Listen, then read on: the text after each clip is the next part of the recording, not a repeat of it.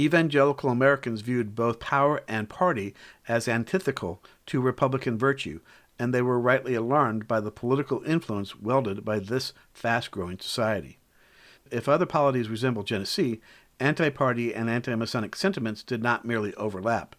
They converged and were directed against the Masons, simultaneously agents of party and fraternity.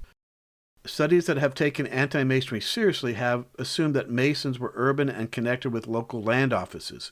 In Genesee County, they crossed rural-urban lines, and Masonic party leaders resided in the more rural towns. Nor were they mostly buck-tailed Democrats or connected with the land agency, as Cross, Benson, and Holt have assumed.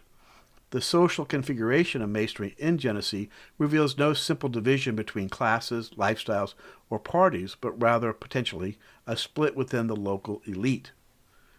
Masonic political influence and divisions within a community elite, quite aside from their shaping role in anti-Masonry, offer further evidence for a broader reinterpretation of the early republic. As Edward Pessin had argued, egalitarianism was hardly the order of the day. Concentration, not distribution of power, and oligarchy, not democracy, characterize governing elites and politics in many types of communities. Masonry, while overlooked, contributed to the less than egalitarian society, and thus to the, quote, essential continuity, unquote, of inequality hypothesized by Pessin for the first half of the 19th century.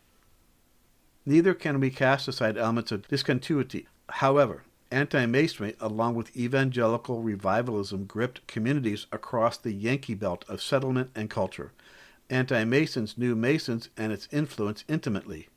Acting upon knowledge and experience and arguing the unrepublican implications of Masonic political power, they crippled the lodge in many areas, rendered it politically dysfunctional, and along the way shaped political behavior for decades to come.